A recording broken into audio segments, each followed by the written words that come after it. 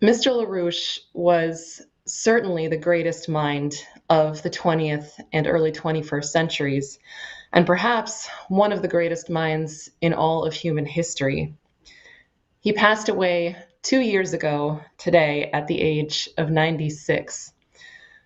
My name is Megan DeBroat. I had the great privilege of knowing and working with Mr. LaRouche for 17 years, first as a member of the LaRouche Youth Movement, and later as part of his science team, which he nicknamed the Basement. I first joined Lynn's movement in 2002 during what we would come to learn would be his final campaign for the US presidency. But he had run 7 times before that, first in 1976 on the ticket of the US Labor Party, and after that, each time as a Democrat in the tradition of Franklin Roosevelt and John F. Kennedy. But in 1978, in collaboration with some of the great scientists in the US and Europe with whom he was already in touch, Lynn founded something called the Fusion Energy Foundation alongside Dr. Robert Moon, who was a veteran of the Manhattan Project.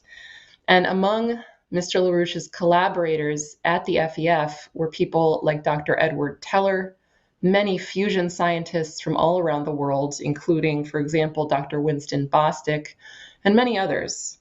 And it was out of this collaboration in science that came Lynn's proposal, which came to be called the Strategic Defense Initiative, or the SDI, which was a policy proposal for joint scientific work, a joint science driver between the United States and the Soviet Union to develop new technology, missile beam defense weapons, which would render the nuclear standoff extermination policy of the British and their US cohorts obsolete.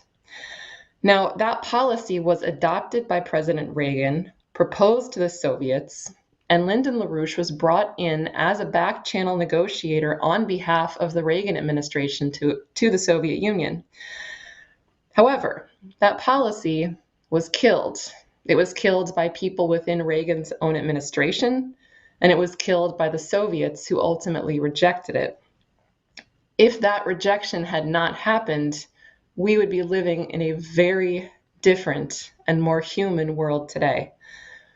Now, at the time of that Soviet rejection of the SDI, LaRouche famously forecast from a hotel in Berlin, the Kempinski Hotel, that the Soviet Union would collapse for economic reasons in about 5 years, which happened 6 years later in 1989.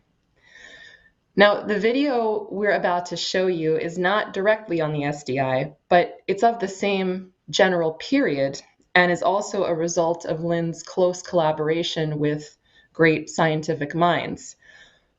Foremost among them for me, if I may say so, was Lynn's work with Dr. Kraft Erika, who was a great German-American space pioneer who was part of the original rocket teams in Germany, which first put a rocket into space in 1942. And Kraft Erika became great friends of Lyndon and Helga LaRouche and was ultimately on the advisory board of the Schiller Institute. Now, out of Lynn's work with Kraft Erika, the inspiration of Kraft Erika's visionary work on space development and human space flight, and also at Helga's urging, Lynn developed in 1986 a program for his 1988 presidential campaign for a 40-year development program, which would culminate in the establishment of mankind's first permanent science colony on Mars. So, in light of and in honor of Lynn's revolutionary work then, his vision then for where mankind should be today, and also in honor of the recent stunning achievements of the UAE and China, who earlier this week both successfully entered orbiters into the orbit of Mars, and also in honor of the hopefully successful Mars 2020 landing by NASA next week, we bring you Lyndon LaRouche's 1988 television broadcast, The Woman on Mars.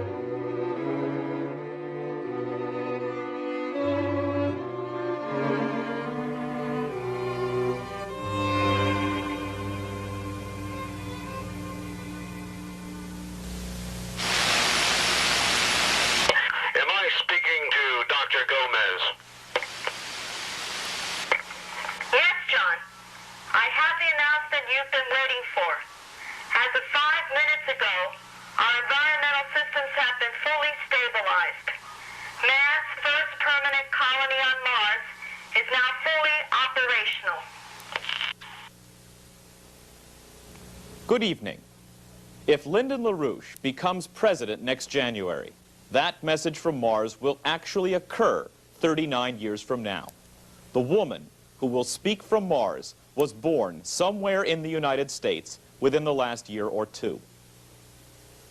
Many of you were shocked. Some of you were saying, why is this old geezer talking about a permanent colony on Mars 39 years from now with the major budget problems in Washington today? In a nationwide television broadcast a few weeks ago, I told you that on my first day as president, I should declare a national economic emergency and launch the largest economic recovery program in our history. During each of the first 2 years of my administration, about $2 trillion in low-cost federal loans will be invested in building up our nation's presently rotting industrial infrastructure, plus building up about 5 million new industrial jobs during the first 3 or 4 years of my administration. Looking back to the experience of the 1940-1943 period under President Franklin Roosevelt, we know that the recovery will creak at the beginning, but will build up speed over the first 2 years, so that about the third year, the United States will have the highest per capita income in our history. There are no mysterious tricks involved. It is all basic economics modeled upon our successful economic recoveries under Franklin Roosevelt and John F. Kennedy. However, to keep that recovery going beyond the first 3 to 4 years, and to make our economy once again the most competitive on earth, we must invest in creating new technologies to do that. We must pick up where we left off with the old Apollo program back during the 1960s. We choose to go to the moon in this decade and do the other things, not because they are easy, but because they are hard. Because that goal will serve to organize and measure the best of our energies and skills. because that challenge is one that we're willing to accept, one we are unwilling to postpone, and one we intend to win, and the others too. Liftoff. We have a liftoff. 32 minutes past the hour. Liftoff on Apollo 11. Tower cleared. We got a roll program. Neil Armstrong reporting the roll and pitch program, which puts Apollo 11 on a proper heading.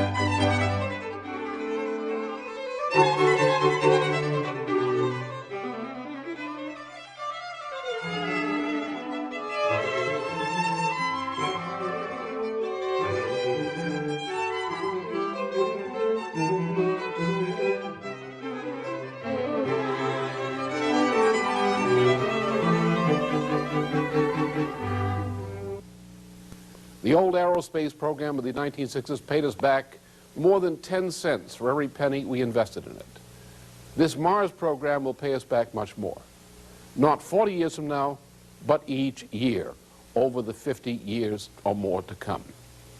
This project's spin-offs in the form of new products and new technologies into our civilian economy means that by the year 2027 AD, the average person in the United States will have a real income at least 10 times that of today.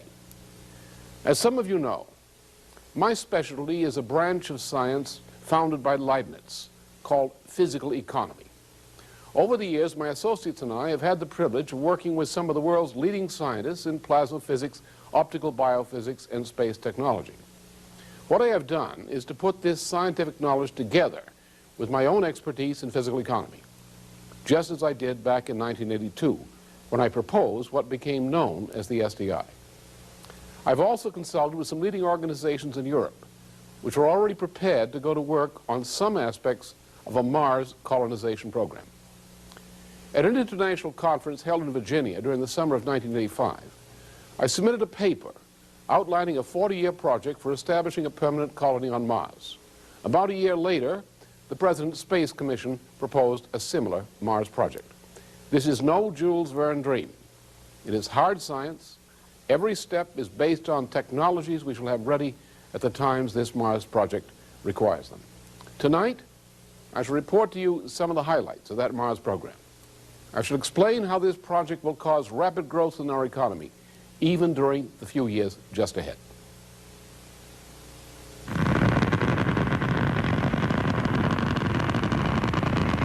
The first problem in getting toward Mars colonization is to build a replacement for our present NASA shuttle system. We should use the existing, quite workable shuttle system until we develop its replacement. But we need a system which can put a ton of payload into geostationary orbit about 10 times cheaper than we can do that today. We also need a system that is safer, easier to maintain, and to launch than our present system. We need something which could be made operational in a few years. So I traveled to West Germany to the leading aerospace firm, MBB, which my friends and I had had contact in connection with proposing the development of a West European version of the SDI. MBB is prepared to proceed with a design which was already proposed as the alternative to our present shuttle system back at the beginning of the 1970s. It is called the Zinger Project, named after the leading space scientist who developed it. I propose that our aerospace firms cooperate with the Europeans and Japan in accomplishing this. The Zenger system has two elements. One of the elements is what is called a scramjet. The other is a rocket plane, a replacement for the shuttlecraft, which is piggybacked on the scramjet. The scramjet takes off with the shuttle attached, reaching about 8 times the speed of sound at an altitude of about 150,000 feet. At the top of its flight, the scramjet releases the shuttle, which flies on its own power into low Earth orbit. This scramjet has obvious civilian as well as potential military uses. Potentially, it cuts the cost of getting a ton of payload into space by as much as 90%. My friends in Italy's aerospace industry came up with an improved design for such a scramjet configuration. This is the proposed design, which has many aeronautical advantages, including the ability to take off from ordinary airfields.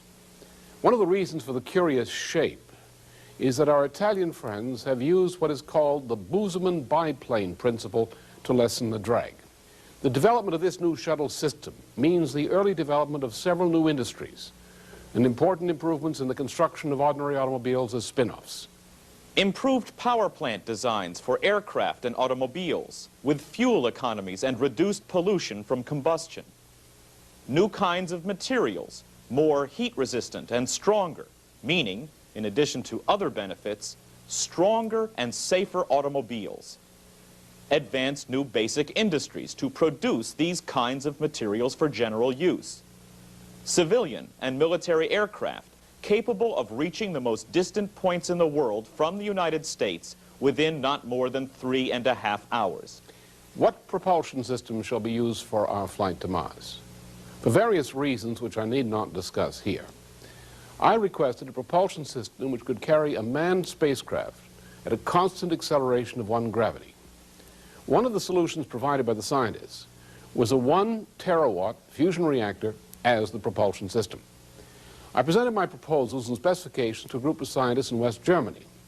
They worked through the calculations I proposed and reported back to me a design for a manned spacecraft with an onboard fusion propulsion system operating with 1 terawatt of power. The United States has been working on designs for fusion-powered propulsion systems for about 20 years. One system was outlined by NASA Representative John J. Reinemann at an Air Force conference back in 1971. This early design for a fusion-propelled rocket uses what is known as the magnetic mirror configuration. The fusion reaction takes place in the central cylindrical reaction chamber. The exhaust propelling the spacecraft comes out at the right of this diagram. Another of the standard designs is one worked out by Lawrence Livermore Laboratory. In this design, the payload is at the front of the spacecraft, connected to the propulsion system by a 20-ton truss. A small megawatt power source is built into the propulsion system. An automated factory inside the unit makes the fusion pellets and feeds them into the engine. 200 krypton fluoride lasers are aimed at the pellets to produce the fusion propulsion. 25 years from now, we shall have more advanced designs. We shall have plants producing a terawatt of output and using helium isotope 3 mined from the moon's surface as a basic fuel for travel between Mars and Earth. We know already the lines of research and development we must follow. The schedule I've chosen for completing this is well within safe limits of estimate. The two designs identified give you a general idea of the system. With this system, a manned craft leaving an orbiting space station above Earth could reach the orbit around Mars in an average of less than 48 hours. For the giant unmanned freighters, we would use the same propulsion system to make the journey more slowly in a period of weeks.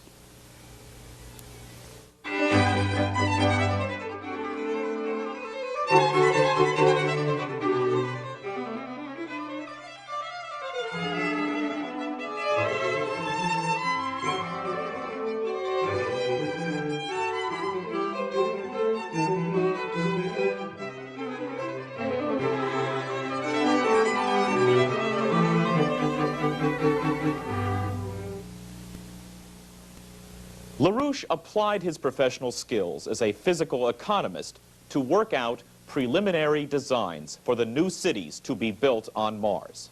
This is an artist's drawing of LaRouche's original design. When the Mars construction is completed, the lower half of the geodesic domes you see here would be under the surface of Mars. The central dome is the living space for the members of the colony, with a large educational park at the center. The outer domes are areas for production and the growing of food supplies. What you now see is a cross-section of the center geodesic dome from top to bottom. The inhabitants of the city live in the upper half of the dome. Transportation, storage, and utilities are underneath. The inner dome has 12 transportation pathways leading from the central park to the outer rim and to the production areas beyond. Not shown here are circular transportation tracks, each spaced at distances consistent with Kepler's third law. Shown on your screen is a spiral pathway cutting across the other lines of movement within the city. There are some very important laws of physics involved in affecting this design. In the past, many of the best designed cities on Earth were designed according to similar principles. I think I can predict safely that all human colonies in space will be built according to the same basic principles I've used in this design. Now it seems that we shall go back to such sound principles of city building on Mars and perhaps in the Sahara Desert before we begin to rebuild our oldest cities on Earth in ways better suited to the physical and psychological needs of human beings. In order to colonize Mars, we must create mining and fabricating industries on the moon. These would be largely automated industries based on the new energy systems and laser-related tools we are now in the process of developing. To give you a rough idea of what the scientists have presented to me, this means power plants with about 1,000 times more output than a power plant on Earth today, with an effective operating temperature at least 10 times that of any power plant on Earth now.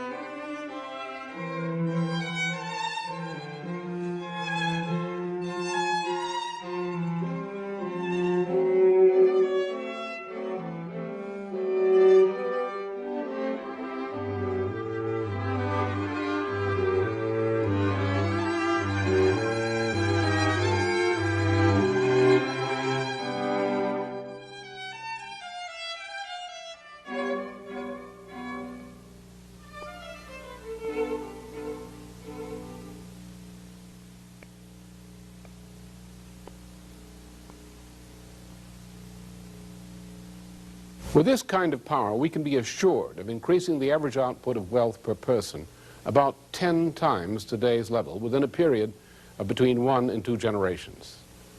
As a result of this and other features of the project, we may expect to increase the average income of the United States by up to 10% per year average by some point during the coming 10 years, with about 5% average growth in real income during the coming 10 years.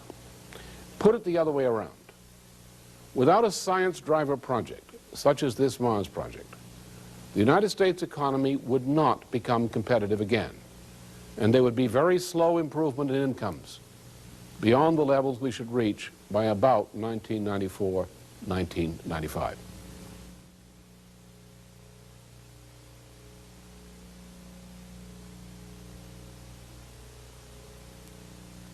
There are two reasons we must choose a Mars project as the way to achieve the rates of economic growth needed.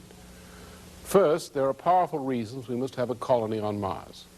To achieve certain very specific kinds of scientific breakthroughs we shall need on Earth, we must do the kind of astrophysical research we cannot do without a Mars project. The practical purpose is to build up a system of giant radio telescopes as far away from the sun as possible. To sustain the scientists and engineers working on these space laboratories, we need a nearby logistical base. To support those scientists and engineers requires a population about the size of a medium-sized city on Earth. Since Mars is the nearest location which meets the requirements, we must colonize Mars. The second reason is that the Mars project uses every frontier technology we might expect to develop during the coming 50 years of scientific research. That means that the space program will be supplying our civilian industries with the most advanced technologies possible at the most rapid rate, putting the United States permanently in first place in technology. These technologies include plasma processes, which are not only energy sources for all mankind during the coming 50 years and more, but also the new basic industrial technologies. Once we can bring sufficient cheap energy to bear, not only to boil tungsten, but to heat it into a plasma state, all limits to natural resources, as we now define such limits, cease to exist. A second related technology is that represented in a primitive way by today's laser machine tools.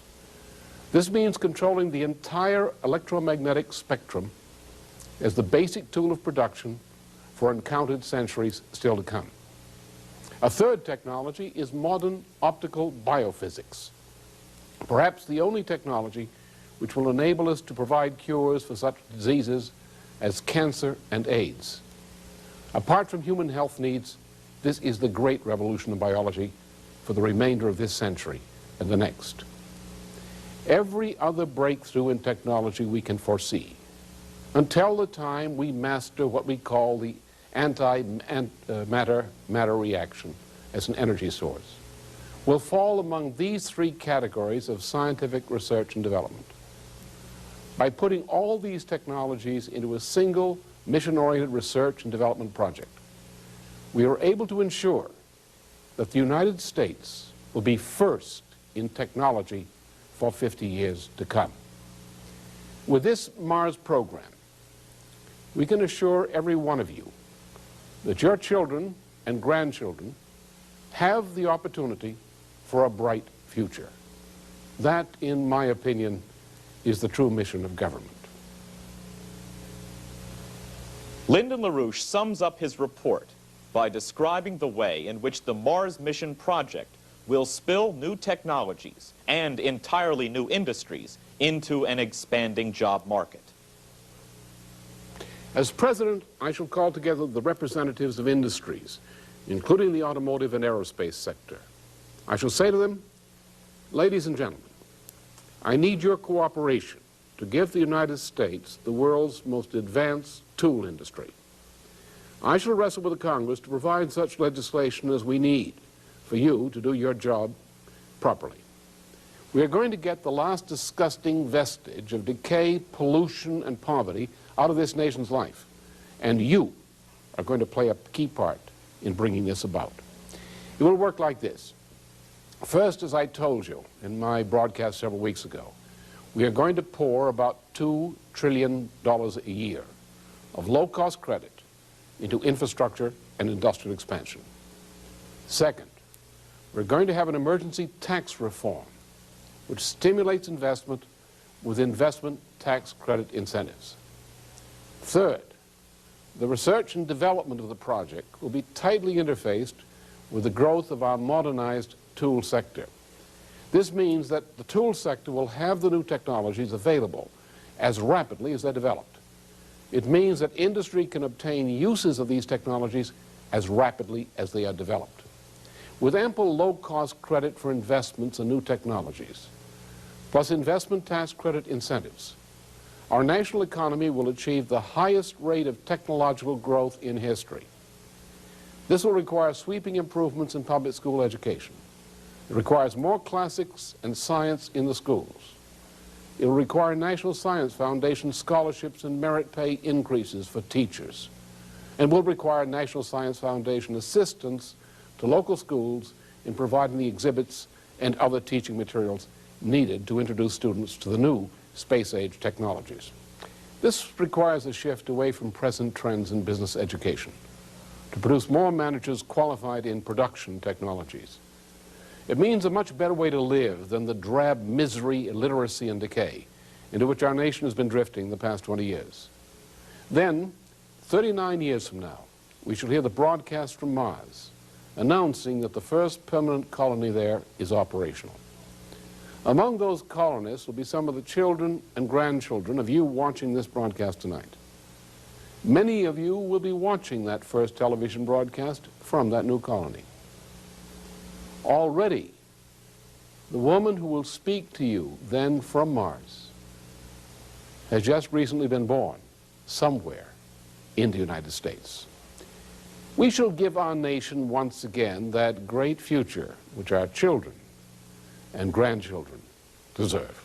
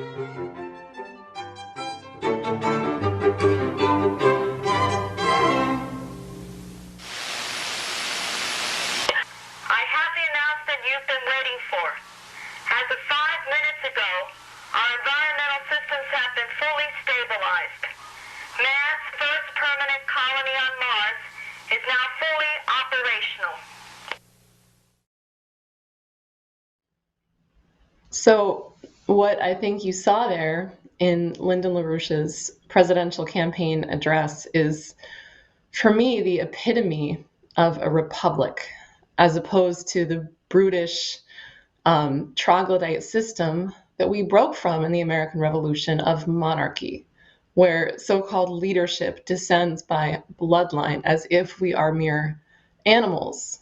But instead, in our republic, leadership is chosen from among the sovereigns of the citizenry of the country and qualifies itself through genius. So you can imagine where we might be today if Lyndon LaRouche had been allowed to become president, instead of being thrown in prison unjustly shortly following the time of that broadcast by the same enemies of our republic that we are battling today. Now, the next video, which we're going to show you, is an address that Lynn made 23 years after that, in 2011, at a conference of the Schiller Institute held in Germany, which was called Rescuing Civilization from the Brink. And Lynn delivered this keynote address in the midst of a time under the Obama administration in the United States, when the threat and danger of a misstep escalating into nuclear confrontation with Russia and China due to the policies of the administration was almost as high as what we face today. Now, as his address to that conference, Lynn delivered a speech entitled Creativity as Such. And what you'll hear him address in this speech is a topic which I and many, many others spent long, happy hours discussing with him, reading and studying in his papers, and is really the most important question that you will ever consider, which is, what is it about the human species that says that we are not just another animal species? What sets us apart with a different destiny? Now, in the speech, what you'll hear him take up is the issue of what's pertinent to that question. Those are the important things. He takes on the lie that there are limits to growth, which is exactly what we are battling today in the effort to impose the Great Green Reset on the world. He takes on the fact that most people in our culture are creatures of and prisoners of their sense perception, as opposed to exercising the power of the human imagination. He takes up the issue of music in that context and the reality of the human imagination and its primary function of metaphor, which was and is the basis of Lyndon LaRouche's unique scientific breakthrough in the 1946 to 1948 period, as against the cybernetics AI of Norbert Wiener in his discoveries of the science of physical economy. So with that, we bring you Lyndon LaRouche's speech from 2011, Creativity as Such.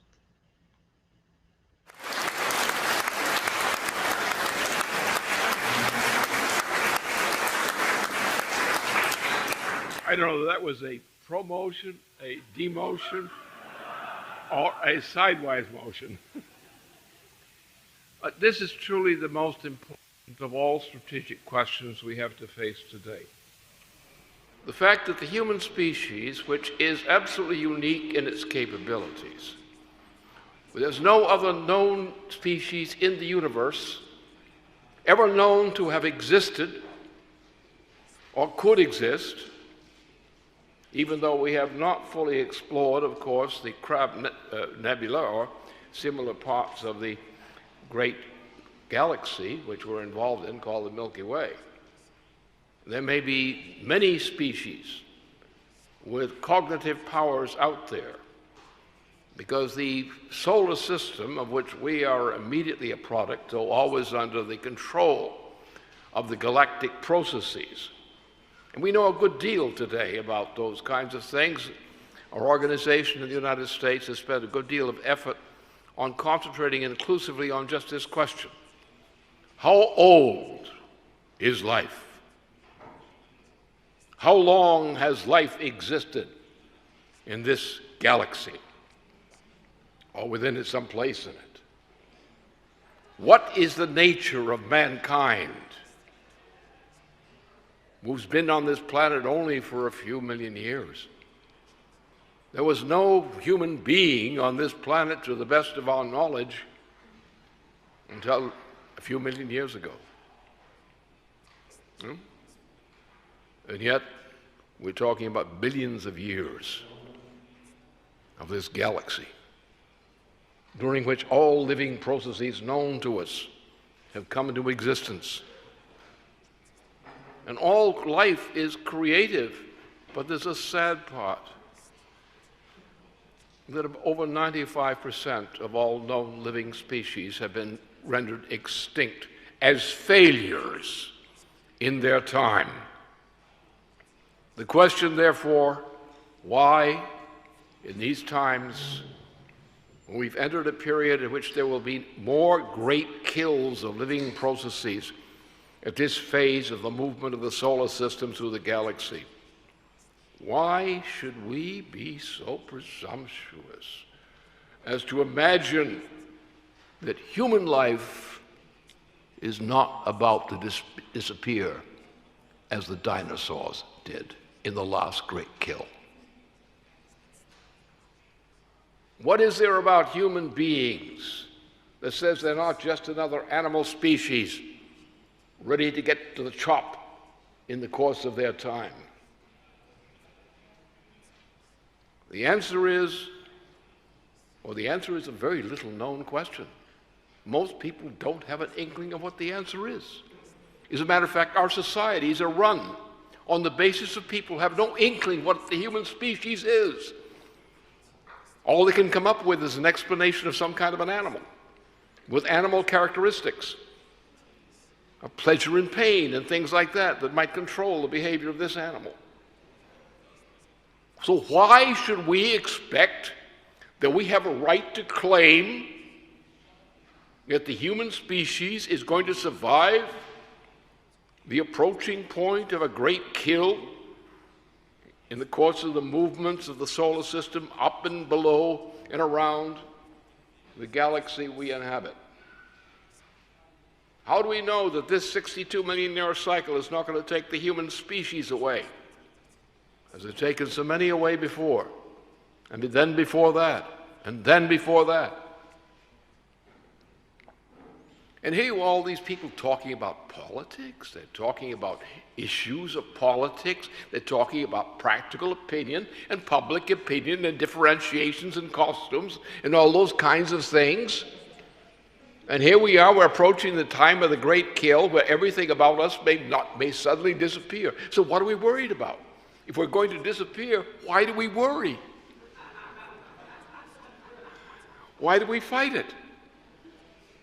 What is there in us that is not in other living species known to us, that might somehow miraculously pronounce a destiny for our human species which we grant to no other living species? The name for that specific quality which we know in the human species, which does not exist in any other known living species, is a quality of creativity which is absolutely unique to mankind. And if you're not creative, and if you don't understand creativity, you haven't got a ticket to survival yet. Because creativity won't save you unless you use it. All you have to do is adopt a zero growth policy, a zero technological growth policy. I can guarantee you your extinction will come deliberately on time. I don't know what the time is, but it's soon in terms of geological and galactic time. So what are you living for? Why do you believe there's a future for your species? Why do you believe you should have grandchildren? Why should you exist? Now, how often do you hear the question which I have just posed discussed in policy making of nations? Here we are, the most important thing for any species to consider, its extinction and the possibility of not becoming extinct. A possibility known to us, or can be known to us if we're not stubbornly opposed to learning it, which is called human creativity, a phenomenon which does not exist as human creativity, as willful creativity in any other known species that ever lived to our knowledge. The human species, which has lived on this planet only a few million years, has a certain quality which no other known species of life has ever demonstrated. And unfortunately, among human beings, there's a very limited interest in the subject. They talk about creativity in all kinds of things. A different design of garment, for example. A different design recipe for cooking. These are all considered inventions or discoveries of principle. They're not.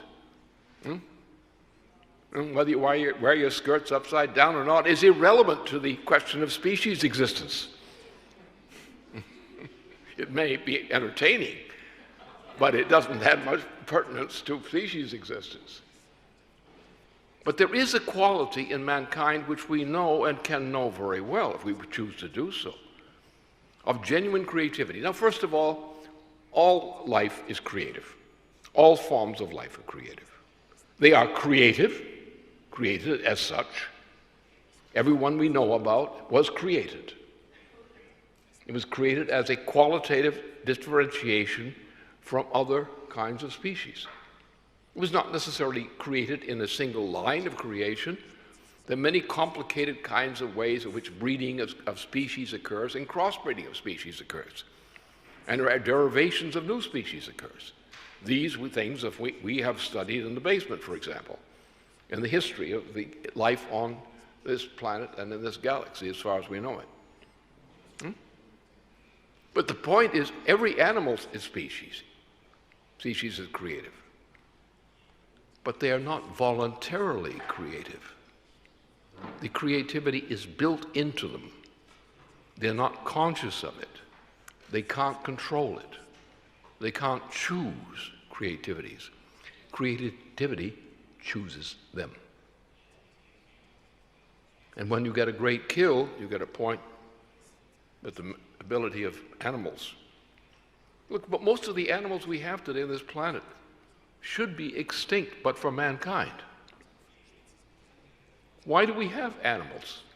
Because we promote, artificially so to speak, we promote their existence on this planet. We want cattle, we raise cattle. You want milk? Raise cows. If you don't raise cows, to hell with you, you get no milk.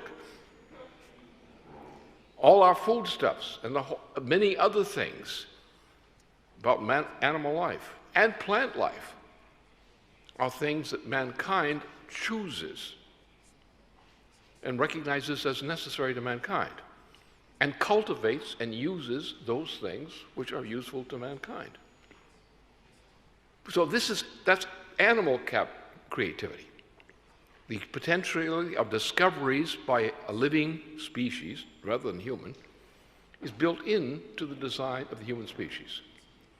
And when a great kill comes of some species or some set of species, it's because that animal species has run out of options for adapting to the new circumstances.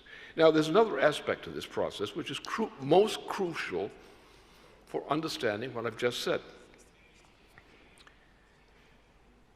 That the existence of life, and specifically human life, on this planet depends upon a natural degree of creativity. That is, an upward quality of evolution. Now, you have behavioral evolution in forms of adaptation. This occurs in the creation of new states of nature, automatically. Animal life, plant life do this. But then you come to the point that that whole system has come to a categorical close by the introduction of either exhaustion of resources of a certain kind or a new condition in the galaxy, like a galactic period. When our solar system goes through a different arm of the galaxy, or when the solar system moves above the level of the galaxy as opposed to being below it where it's more protected. And so the point is, we find that in order for mankind to live, we have to increase what's called the energy flux density of mankind's willful change in the character of the environment. That is, for example, mankind is distinguished from other species, first of all, by the voluntary use of fire. No animal, member of the animal kingdom, no tree, no form of plant life ever willfully set fire to itself. So the characteristic of mankind has been going from the simple burning of things to assist human existence to going to higher forms of combustion. We went from burning shrubbery, which is probably our most ancient ancestors did as our species. We went to charcoal and so forth. We went up to the combustion of coal, of coke, and so forth. And all the way, each of these steps on which the progress of human existence has depended has gone to a higher level of what is called energy flux density. That is the cross-sectional temperature at which combustion occurs. And the ability to maintain human life and to maintain the growth and extension of the human species depends on going to constantly higher levels of what we call energy flux density. Now, we have recently entered a period in which the continuation of human life on this planet, even without any galactic changes, absolutely requires not only nuclear fission as a basic source of power to be applied to the needs of life. We've now entered a period where nuclear fission power by itself is no longer sufficient. We now have entered a period where for mankind to survive, we must begin to operate on thermonuclear fusion as a power source. And beyond that, we must look forward to developing access to another technology, which is called matter atom reactor. These are all characterized by the cross-sectional value of heat is increased in intensity. So a society which is going to windmills is a doomed society. A windmill society is a mass suicide society. You haven't got a chance. So the universe is vectored. The existence of life on this planet is vectored. Only the mankind as a species which is capable of organizing its productive forces on the basis of higher levels of energy flux density. You're now at a point, if you're not with nuclear power and thermonuclear fusion, you are not fit to exist as a society. Because to maintain mankind today, we can no longer depend upon coal, oil, and certainly not windmills. That's a very quixotic idea. It depends upon nuclear and thermonuclear power. Without that, the society does not have the capability of surviving. And any view of the contrary. Also, the other side of the thing, the idea that there's a limit to growth is a form of criminal insanity. There is no limit to advancement in the power of the human species by developing higher technology. Look at the universe out there. Look at our solar system. What runs the sun? What has been the evolution of the sun? What's the evolution of the galaxy? What's happened to the Cloud Nebula in the galaxy recently? What's that change mean? It's been a qualitative change.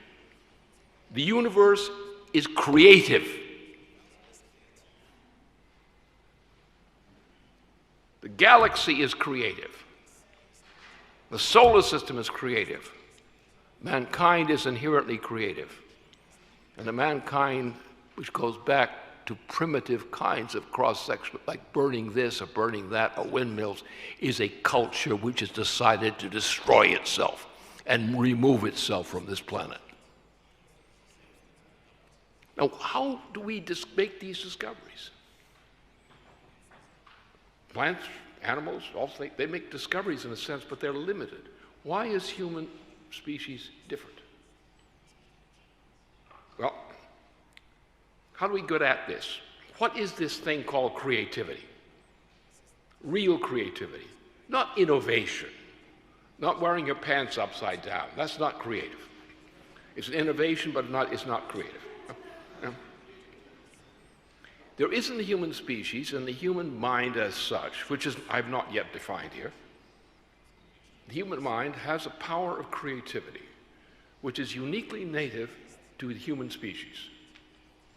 It's there potentially, unless there's some really serious malfunction in the biological system of the child, for example, or some damage that stops this process.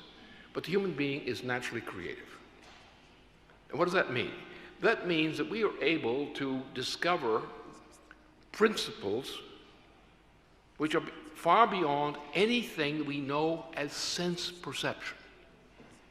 To the extent that man believes that the five senses determine what you are is being a fool.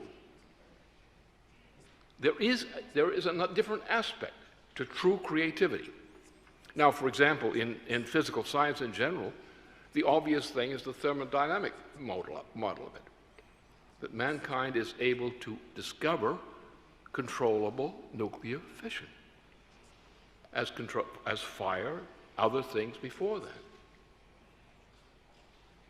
But how does this occur? What form does it take? What is creativity? How can we recognize it in ourselves?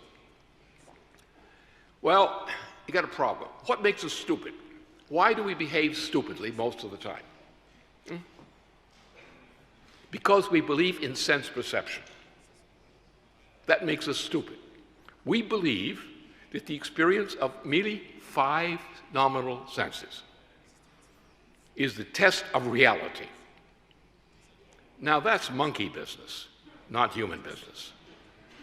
Monkeys believe in that, and monkeys will always believe in that. But if human beings do that, they're making monkeys of themselves. We don't have 5 senses. When the baby is born, if it's not damaged in some way, when this infant is conceived, the baby is born, the baby has what we call 5 senses, the baby human being. In that sense, we have some advantages over the non-human animal species, but we have some deficiencies. For example, if you were a bird, a human being, trying to fly like a bird, not only would you have lacked wings to do that, you didn't come with you may arm your armpits out that way, air them out that way, but that's not going to enable you to fly by your own power. That's not built into your species. But the damn birds know something you don't know. The birds know how to fly north and south. They are adapted to a sense perceptual power equivalent to human sense perception by which they follow certain pathways in the cosmic field of radiation. And unless that cosmic field of radiation is disturbed, they will always come to the same direction. Same thing happens with fish. When you get a mass fish kill on the Pacific coast in California, it occurs because the fish find their way through the sea according to cosmic radiation currents. And when the currents go astray, the poor damn fish come into some inlet in California, exhaust all the oxygen of the water, and the fish die in a mass fish kill for the suicidal act of getting too congested in one little small area and not being able to get out of it. Pigs are very good at detecting earthquakes. As the Chinese used pigs, this characteristic of pigs, on earthquakes as a precursor of an earthquake. And many people in China, in one instance in particular, their lives were saved because they listened to what the pigs had to say. Because the pigs, shall we say, squealed that the earthquake is coming on. And the Chinese listened to their pigs and said, okay, and they moved the people away from the area of greatest risk. And today, in dealing with earthquakes, the greatest advantage we have is that we have learned to learn something from the beasts. We have learned to recognize that there are certain abilities which we can bring onto being synthetically. We do not have these capabilities in ourselves, but we have human minds. We're able to develop instruments, and we're able to recognize some of those instruments which in the field of cosmic radiation indicate to us what is happening. Now, what has happened to mankind to make the great changes are generally referred to as discoveries of universal physical principles. Now, this means that the 5 senses went out of fashion a long time ago. Not that you don't use them, but the problem is if you believe in your 5 senses, you're not going to produce a survivable variety of society. Because we depend greatly. For example, the discovery of gravitation, the principle of gravitation, which was done uniquely by Johannes Kepler, is a discovery of a universal principle. And Kepler's discovery of gravitation has influenced many other forms of attention. Today, with the nuclear developments, especially with the development of NASA, mankind went out into nearby space and began sending instruments into nearby space.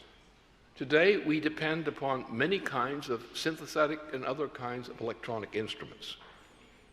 We depend upon not only instruments, we depend upon the discovery of uniquely accurate physical principles. So what we call physical principles in chemistry and physics and so forth, these we begin to use as if they were organs of sense. Like we can predict the probability of earthquakes in certain areas. If we could get more instruments and better instruments, we could make a closer and closer approximation of some of these phenomena. But what's the basic thing here? The basic thing is the difference between man and the animal species. And every kind of species have its own particular selection of the equivalent of sense perceptions. Mankind is able to voluntarily acquire these additional powers of sense perception or perception. And thus, the problem we have today is your typical person in a badly misinformed society believes that truth is defined by evidence of 5 inborn qualities of senses common to mankind. And that ain't true. If we believe that our 5 senses and the brain as understood as a function of 5 senses is what is the human mind, we're not human yet. Or at least we don't know what human is yet. Now, let's take the case of music. You know, one of the great reasons why people have become so stupid today is because of the Congress of Cultural Freedom, which said classical artistic composition is not appropriate. We want to go by our instincts or fondling some part of our organ or somebody else's organ or something, which is the typical behavior today.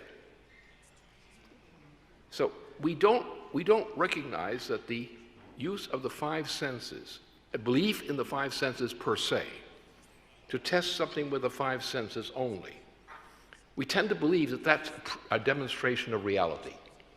It's actually a demonstration of the capacity for death, accelerated death. Because you read in the 5 senses, if we believe that nations cannot forecast earthquakes, you are risking the existence of the human race, because right now we're going through a period of tornadoes, earthquakes, and such.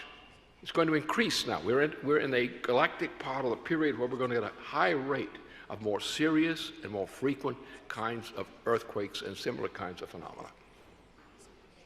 If we don't recognize the ability for us to foresee the likelihood of these earthquakes and to mobilize ourselves to protect humanity against them, to design our cities, to design our structures based on being earthquake resistant in areas where earthquakes are seismically probable, we're going to have a destruction of cultures which we cannot survive. It's similarly on the other end, if we don't go further into understanding how the solar system and galaxy work in terms of various kinds of radiation, we're not going to be able to design methods by which we can protect humanity against some of these kinds of radiation. Remember, mankind lives in a very narrow band of spectrum of creativity, very narrow in terms of sense perception, in terms of global systems. And if we start to increase the movement of the conditions of life of mankind into an area where we're going into certain areas of radiation which are beyond those to which we were adapted, we're going to die. But therefore, in science as such, on the one hand, you find that the progress of science, proceeding from what I've just stated as the considerations, Huh? Show us how mankind could survive things of the type we can anticipate. Show us, but they also show us something much more important, which again, coming back to classical music as opposed to this junk stuff that you get all the time, or higher elevated tuning, which is another way of destroying the human ability to have these functions work. Huh? You're looking for a natural function. You're looking for a natural tuning system, huh, in the human mind, the human voice, a natural one. And when you become decent at this thing, you have a natural affinity for doing it. As Furtwängler would say repeatedly, the secret of music, of musical composition, lies not in the notes, but in the betweenness of the notes, which is something which Bach illustrates with his work. So, what is human then? What is about us that's potentially human, which is human naturally, but potentially human, which will enable us to survive where no kind of animal species ordinarily could survive? Because we are able to develop a form of mind which is not delimited by the notion of 5 senses, of 5 original senses. And it's when we go beyond that into higher realms, and when we attune our mind's orientation to experiments which do that, that mankind manifests the true distinction of mankind from other species, and demonstrates a potentiality for the ability of mankind to survive where no animal species would have the kind of capability needed to make the kinds of adaptation by which man can cause its own survival. This is called creativity. It occurs how? Creativity does not occur in mathematics. Mathematics is inherently not creative. Because it's a 5-sense structure. It's based on origin is in the 5 senses. Therefore, mathematics does not enable you. This is why Riemann said, in order to practice physics, we must leave the department of mathematics. If you rely on mathematics as proof, you're not thinking, really, humanly. Animals can do that, if they could calculate. Monkeys can't. And so when we're talking about the subject of creativity, we're talking about this area. It's the requirement that mankind, which in society today, is governed by rules of behavior, commonly accepted opinions about rules of behavior, which are confined to the presumption that truth is defined by the experience of 5 native senses. Of course, you have a few cases of people who were blinded in several of their functions, but managed to become very intelligent people in life, which shows that we can synthesize among human beings with a human mind. We can synthesize as being human. Other ways of substituting for lost or destroyed sense capabilities. This is creativity, but it also means the mind is located where? It is not located in the 5 senses. It's located in those characteristics, those conscious, willful characteristics of the human mind, which reach beyond sense perception and create a conception of the nature of the mind, which does not necessarily correspond to our physical appearance by our normal 5 organs. In other words, what we look like is maybe not be what we are. As a matter of fact, we know that what we look like is not what we are. For some of us, that's a great, gratifying thing to hear about. We're not to blame for what we appear to be. Because we look like, from the standpoint of mind, quite different than you look from the standpoint of the simple 5-sense standpoint. And so therefore, it's our tendency to be prisoners of a 5-sense conception that blinds us to the fact that those ideas which supplement and in that respect supersede the normal so-called sense perception. That it's in this area that the distinction of the human species from the animal is located. Now, where does this creative power lie? Where do you find it? You don't find it in mathematics, because mathematics is designed on the basis of the assumption of the 5 systems. No competent physicist today depends upon mathematics. They may use it to carry out the garbage, but they don't use it, they don't believe it. Creativity lies in the creative imagination. It lies in the principle of metaphor. It lies in what we call classical artistic composition, which is the disciplined form of the creative imagination. And anything that's done, for example, take just a couple examples. Take the case of Max Planck and the case of Albert Einstein. Very creative people. Where do you recognize their creativity? In Planck was a capable musician. Where do you find it in Einstein? He was a capable musician. Planck was a professional musician as well as being a professional scientist. It was in the classical domain of experimental thought that creativity lies.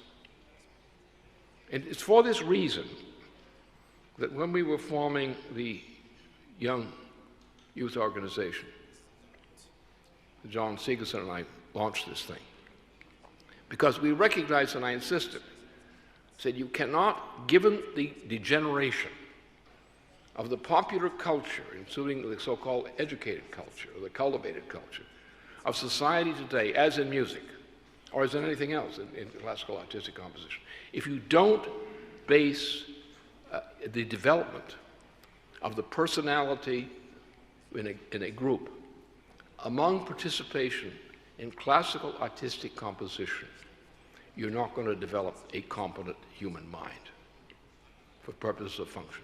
You will not be able to withstand the pressures of the corruption in society today. You will not be able to avoid the degeneration into popular forms of entertainment today, which destroy the morals and the minds of our people.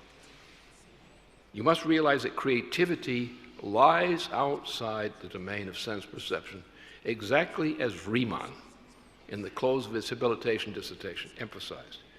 We must now leave the department of mathematics and go over to a different science called physics. That's the basis of that. And it's in the process of metaphor in which we acquire access to experimental knowledge and use of principles which lie outside the domain of sense certainties, that mankind distinguishes himself from the beasts. And from physical science, and it worked in this direction, we learn how to use those capabilities. But if you want to produce a great physicist from your roster of family children, try classical musical composition as a medium in which to bring that about. This is the special genius of classical musical composition, as we know it, at least at best today. We find that the power, once we are civilized and begin to know the language, like musical language, like a civilized creature would know a language, we find ourselves receptive to, attracted to, and able to distinguish almost instinctively what we mean by this music. We realize when you look at it, you look at the question of irony, and you take the case of a Bach fugal composition as the perfect test to demonstrate this. You can demonstrate everything by that principle. Because on the one hand, it's infinitely creative in a very interesting way, with very interesting principles. And therefore, what we have to do, you have to have a population which is sensitive to this aspect of the human mind. This aspect of the human mind is the location of human creativity. and the promotion of that aspect of the human experience. Classical artistic culture, as an expression of the principle of metaphor, is the principle of the ordinary discovery. Principle of discovery. And when you take this kind of thinking over into the department of the practice of physical science, the same thing. And there you have an example of the role of classical musical composition, as in the illustrative cases of both Max Planck and Albert Einstein in particular, and Vernadsky also. You get a demonstration that in the department of classical artistic composition, in which the mind is experimenting with the attempt to discover principles and expresses the yearning for that experimental result as the incentive of creativity for the human mind. That is creativity, is getting outside the ordinary habits or habituation of life. And it's only when we try to become attuned to that which seems at first elusive to us. What does this mean, says a child? You try to tell the child, and sometimes you tell them to sing. And you would recognize that they did have a sense of what that was, and you would sense that. Then you would take a great Shakespeare play or a tragedy by Schiller, and you would see how it works in the same way. The imagination evoked in the audience, which is the creative element, becomes manifest. So we live at, the point is simply demonstrating this. There's much more to this, of course. But to get to set forth to you in just a short time what the issue is on which my whole life experience up to date has been largely centered. It's just this. It is in classical artistic composition, in the function of metaphor, in classical usage, in which we find the faculty of creativity, not in physical science, not in mathematics. You find it in respect to physical science, but not within it. You find it in the imagination, and the developed imagination of a certain type, the classical cultural imagination, as typified by the works of Plato, for example. Classical imagination, hypothesizing the higher hypothesis, going outside the present dimensions of human cognition to open up experimentally a possible new avenue, which is true creativity. Just that extension. And it's on that, on the sensitivity to the senses we don't have, but which exist in the universe, and we discover as existing in the universe, or we may even create a new principle in the universe, and that has been done before. It's when we think in those terms, rather than the vulgar sense of argument and all the interpretations and so forth, which don't mean a damn thing in the end. The creativity lies. The problem today with the subject of creativity, most people have no idea of what it is.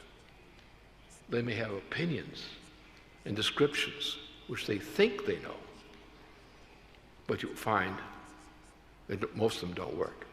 And you come back to a few reliable standards, as in the case of Bach, properly tuned, and you suddenly find yourself, when you get this idea, you find yourself in a realm of temptation, of making discoveries. You ask questions about what you're hearing. Why? How does it work? Why does it work? Why are we influenced by it? And why is it that we find ourselves living not within a world of five senses, but a world of the imagination, within which you find discoveries which are not sense perceptions at all? Like Kepler's discovery of gravitation was a contradiction between two things. One, the faculty of sight, the conception of how the orbits of the planets were organized. But that didn't account for them as motion. So he brought in harmonics. And he found out there's a very complicated, in a sense, system of harmonics that defines what the orbit is determined to be. So therefore, by looking at the contrast between two products of sense perception, one is the sense perception of sight, of the way the orbits seem to be organized. The second is the harmonics. And it's in the harmonics, which is not sight, but a completely different sense, in which the contrast between sight and harmonics as principles of sense perception, by their contradictions, manifest a principle which is not a sense perception. And the principle of gravitation, as discovered uniquely by Johannes Kepler, based on considerations by Nicholas Acusa, was a discovery of a universal physical principle which did not exist in line of sight and did not exist in ordinary harmonics, but was as a principle independent of sense perception. And it's the knowledge of things which lie independent of the faculties of human sense perception which are the clue to the process of higher discoveries. The problem of society today is that this precious knowledge, which I deem personally precious because of the way I've experienced it, is the secret of humanity. And is the sense, supplies the sense of intention, of purpose, which impels us in directions of discovery, to discover principles, universal principles of physical and related action, which cannot be defined by the modes of so-called sense perception. What moves you in great music, in a great performance, is not sense perception. It's something which lies independent of sense perception, which grips you because it comes outside the domain of your sensorium. There's a kind of magic and mystery in the great achievements in musical performance, for example, the greatest ones, because it's a contrast between, among various kinds of sense perceptual activity, you find something which grips you more than anything else. You cannot define a single sense which is responsible for it. It comes like magic. It's not magic, it's really humanity.